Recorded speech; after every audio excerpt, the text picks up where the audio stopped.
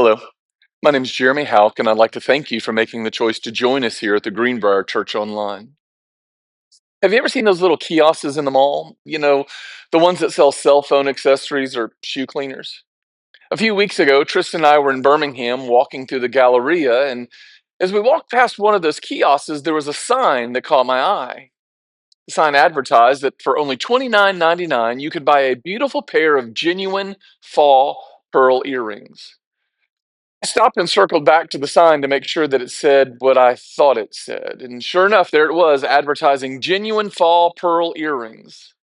So I asked Trista if she wanted me to buy her a pair, and she looked at me and said, "No, thank you. I don't want my ears to turn green or worse." She's a pretty smart woman. She knew immediately what they were selling, but I wonder how many people jumped to the chance to buy genuine fall earrings because I think oftentimes we get captivated by the word genuine and we miss that little word fall. You may know that fall is a 25-cent word for fake or artificial. And so here in the mall in Birmingham, Alabama, for 30 bucks, you can buy a pair of genuine fake pearl earrings. Have you noticed how many different products and advertisers go out of their way to tell us that their product is genuine? It's like they think if we see the word genuine, we'll probably just buy it. And unfortunately, it works because they keep using that word, and I'm not really sure that that word means what we think it means. This morning, we're in the second chapter of James, and he's going to challenge our understanding of the word genuine. But he's not talking about jewelry, he's talking about our faith and our relationship with Christ. James wants to show us how applying the teachings of Jesus will keep us from practicing a false Christianity. We leave the discussion that we had last week of how we're supposed to treat people, and we begin to look at what does it mean to have genuine faith. It seems that the early church struggled with counterfeit religious people who thought they were being genuine Christians, but the truth is that there was nothing genuine about them. So James gives us this litmus test to see the difference between genuine and fake. It's a lengthy passage, but I really think that we need to take the time to read the entire passage together. So, if you would, what good is it, dear brothers and sisters, if you say you have faith but don't show it by your actions? Can that kind of faith save anyone?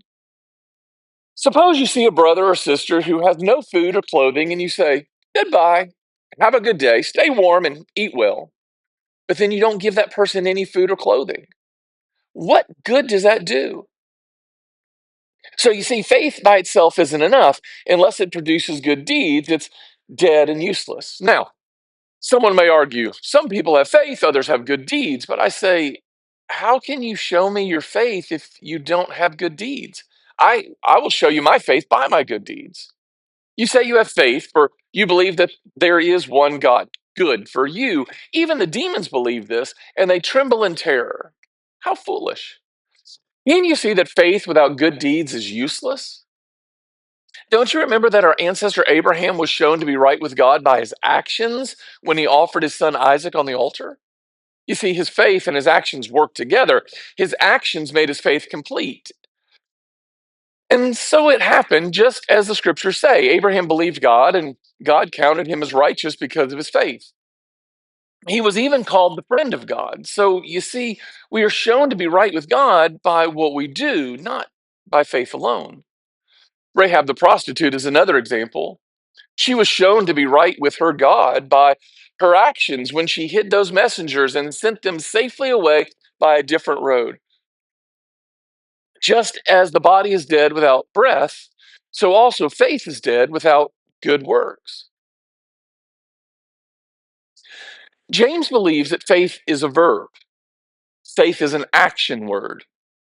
The reason that you do what you do, the reason that you act the way that you act, the reason behind every reaction that you have is tied to the type of faith you possess. In our text this morning, James is saying that our faith goes way deeper than what we say about ourselves. Our faith is seen in how we are striving to live like Christ, to be more like Christ. We show our faith when we drive down the road. We show our faith when we're in the grocery store. Our faith is seen in the way in what we look at on the internet, the conversations that we have. In verse 19, James goes back to one of the most basic points in all of Judaism when he says, "You believe that God is one, you do well." Every day, the Jews would recite the Shema. And James had just talked about the royal law. And now he goes back to the beginning of the Shema. Hear, O Israel, the Lord our God, the Lord is one. James sets the table with this idea. It's great that you believe that God is one, but what difference does that make in your life? The truth is, we can claim to believe anything that we want to believe. If that belief doesn't make an impact in your life, if it doesn't make an impact on the way that you live day to day, the way that you treat other people, the way that you love or don't love other people, then can you really say that you believe it? James says, after all, the demons believe, but it doesn't do them any good. It just scares them out of their wits. James is trying to get us to see what genuine faith looks like on a daily basis. He begins with this idea that real faith is more than words. In verse 14, he writes, "What good is it, dear brothers and sisters, if you say you have faith, but don't show it by your actions? Can that kind of faith save anyone?" I want you to notice that James doesn't say someone actually has faith. He says that they claim to have it. They talk about their faith. This is the person who knows all of the right phrases that they can speak Christianese. There are a lot of people who claim to be Christians, but James knows that what you claim and who you actually are can oftentimes be two very different things. Real faith is more than just talk, it's more than the things that you say, it's seen in how you live your life, what you actually believe. People with dead faith have learned how to substitute words for deeds. They know the correct vocabulary, they speak the right language. They might even be able to use the word propitiation in a sentence. They might be able to quote a couple Bible verses. But when you see them out in the real world, their life doesn't reflect an act of faith. They think that their words are better than their actual works, and they're wrong. James gives us a great illustration. He says, a Christian comes across a poor believer, and it's evident that this person that they've come across is in deep need. They need the basics of life, something to eat, some warm clothes, and only a person that has word faith will see that need and do absolutely nothing. Well, not nothing. They offer a few pious words: go in peace, stay warm, have a nice meal. But really, what good have they done? They have a brother or a sister that is still just as hungry and just as naked and is just as much dire need as they were before. This is just taking care of basic human decency. This is not a matter of taking care of somebody who's saved or unsaved. Everybody who claims to have faith has an obligation to help meet the needs of people, whoever they are. Isn't that the whole point of what Paul says in Galatians 6:10? Therefore, whenever we have the opportunity, we should do good to everyone, especially to those in the family of faith. Paul doesn't say that we do good to only those that are in the family of faith. He says that everyone, especially those who will gather around the throne of God with you for all eternity. When we help a person in need, we're exposing our faith, we're sharing our love. If I was translating it, I would translate James's question here in verse 14 with, can a faith that has never been seen and be put into practice actually save someone? The answer to that is no. Any declaration of faith that's not visible, it's not seen in a changed life and changed action is a lie. James says it's dead faith. If you're no different from the people in your community or your culture, you have a dead faith. If you've not shared the love of God with someone by sharing your time, your talent, or your treasure, you have a dead faith. If people would say when they describe you that you are angry or you blow your top or you gossip or you lie, then you have a dead faith. The person with dead faith has only had an intellectual experience. They might know the doctrine of salvation, but can you truly say that they've allowed the doctrine of salvation to change them to be more like Jesus Christ? James is warning us to be careful about this intellectual faith. I understand that God calls us to love him with all of our mind, but he also says that we're supposed to love him with all of our souls and hearts as well. Real faith is a verb, it causes action. Real faith causes you to get involved with other people. When you become a part of God's family, you have some responsibilities. You're being called to be generous with the blessings that God has poured out into your life. Real faith wants to give. And I'm willing to be the first to admit that there are times that I'm a lot better verbalizing my faith than actually practicing it. I mean, I know I can't meet everybody's needs, but I can meet somebody's. James is saying that if you don't help other people, then you don't have a sick faith, you have a dead faith. James wants you to know that faith is visible. He knows all too well that there are so many of us who prefer to approach God as some kind of intellectual endeavor. God is something to be studied and debated and talked over and discussed. That's why James has this imaginary conversation. Well, I have faith and you have action. That sounds great. I'll take care of the faith department. You handle the work department. Different strokes for different folks. You've got your thing. I've got my thing. I'm just going to sit over here on a pew and I'm going to be faithful. And you go out there and you go into the world and you get involved. You do something because my relationship with God, it's all mental. Just don't ask me to be committed and to do anything physical. James says, show me your faith without your deeds, and I will show you my faith by what I do. That's one of those moments where there's really nothing left to say. There's no other way to justify any other options out there. Authentic faith is visible. You see it, it's apparent. If you're a Christian and you have real faith, you don't have to tell people that you believe in Jesus or that you're a follower of God. They see it in the way that you live your life. There's this idea that since faith is odorless and weightless and invisible, you can just claim to have it. I mean, you can't really judge somebody else's faith, right? Yet James seems to say if you claim to be a Christian, it has to be seen in your life. It might help you if you think about faith in the same way that you think about calories, right? You can't see calories, but you can see the results of them. James is really direct here. If you're a Christian, then you got to prove it. Let me see your actions back up your words. If I were to tell you that health is a huge priority in my life, and then right after that conversation, I go right down the street here to the McDonald's and I get a Big Mac, 3 cheeseburgers, and 2 large order of fries, would you believe that my health is a big priority? Because what I said doesn't really match up with what I did.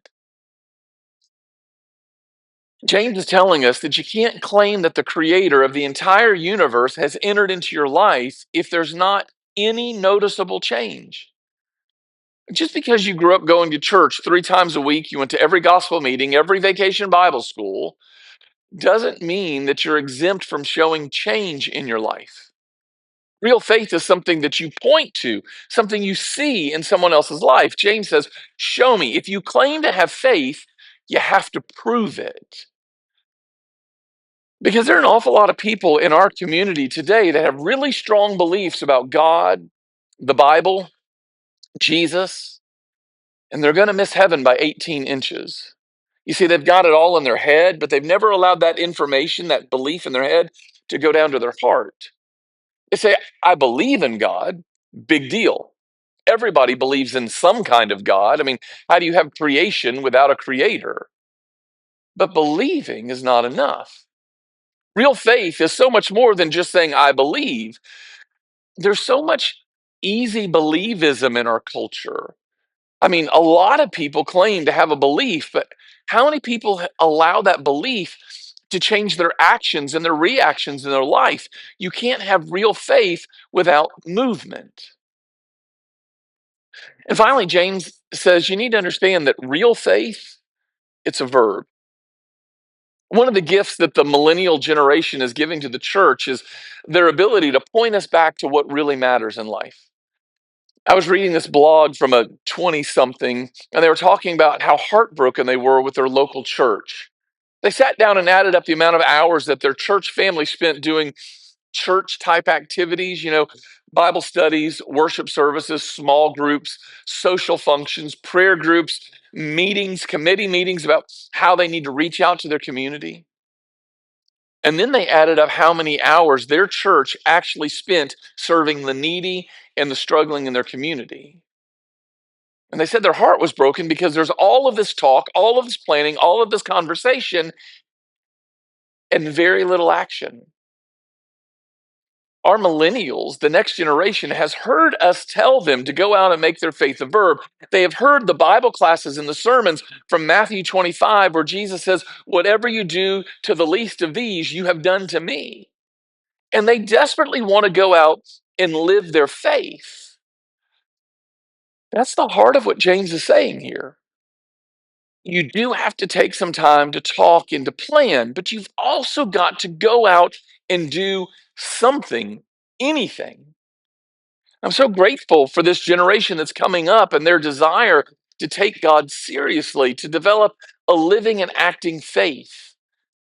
It encourages and reminds me that I've got to go out in our community and make my faith a verb as well. And then James does something that's masterful. He ends this part of the letter by using two illustrations that show us faith is something that you do. Faith is active, it's not passive, it's a commitment. And so, to drive home the point, he's going to pick two Old Testament characters that are extremely different people: Abraham and Rahab. Abraham is a man, Rahab is a woman. Abraham is Jewish, Rahab is a Gentile. Abraham is the patriarch, Rahab's a pagan. Abraham is somebody, Rahab's a nobody. Abraham has chapters written about him in the Bible. Rahab's just some minor character. And yet, James celebrates both of them because they had a faith that caused them to move. You might remember we talked about Abraham a couple weeks ago, that he was promised by God he would be the father of a nation. The first problem is that he and Sarah were old and didn't have any kids. So God solved that problem by giving them Isaac. And that just presents another problem because God tells Abraham to go out and to offer that promised son as a sacrifice. This is not just a test, this is a crisis of faith. It had to be one of the most darkest moments in Abraham's life to think that God is calling him to sacrifice his only son. But Abraham shows us that faith is not just something we talk about, it causes us to move. The text in Genesis says that Abraham got up early in the morning, saddled his donkey, took Isaac and two servants with him. After he cut the wood and got the fire for the sacrifice, then they traveled to the place God called them to go. Abraham's faith caused him to believe that God is able to fulfill his promise, even if Abraham had no idea how that was going to happen. Abraham's faith demonstrates that you don't have to understand God. You don't got to try to figure him out. You just got to follow. Real faith gets up early in the morning and heads towards God, trusting that God is who he says he is and that God can accomplish what he promises he will accomplish. Abraham's faithful. He's not perfect, but he's faithful. And his faith is a verb, and that's what counts. He had a living faith, and that's why he was considered righteous. On the other hand, you have Rahab. And Rahab is an unlikely example of faith. I mean, we talked about her a couple weeks ago. She's a prostitute living in the city of Jericho.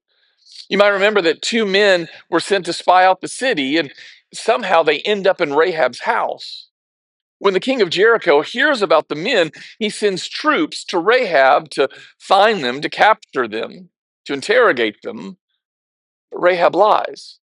She says, "Oh, the spies aren't here." Technically, that's true. She'd hid them on the roof. But how is a lying pagan woman an example of faith? We'll just go back and read what she tells the spies she's hidden on the roof.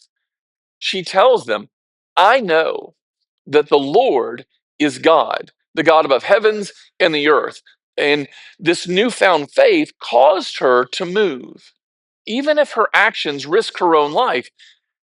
And in return, we discover God spares her life. She marries an Israelite, and remarkably, she finds herself in the line as the great great grandmother of King David. What James is trying to say is if faith is not an action, it's not faith. Even when it seems impossible or dangerous, we're called to have faith because without faith, we cannot be saved. Now, James is not saying that our faith is determined by what we do. He's saying our faith is confirmed by what we do. Faith that's not a verb is not faith. So, as we prepare to make our way to the tables today, we have to face a very pointed question. If you believe in Christ, how does that show itself in your life? If we really believe what we celebrate at the tables, that Jesus loved us enough to leave the glory of heaven, to come to earth, to fulfill the law perfectly, and to provide a sacrifice of grace for our lives, then how is that seen in the way that we live every day? James will tell you that it doesn't matter how many times you go to the table, how many times you celebrate the bread, how many times you celebrate the cup. Once you get up from that table, if you walk out into the community and you live like the community, there's no change in your life whatsoever, you don't have faith. And if you don't have faith, it's impossible to be saved. And so today, as we go to the table, we want to take a really good look at how are we allowing our faith to be seen in our lives.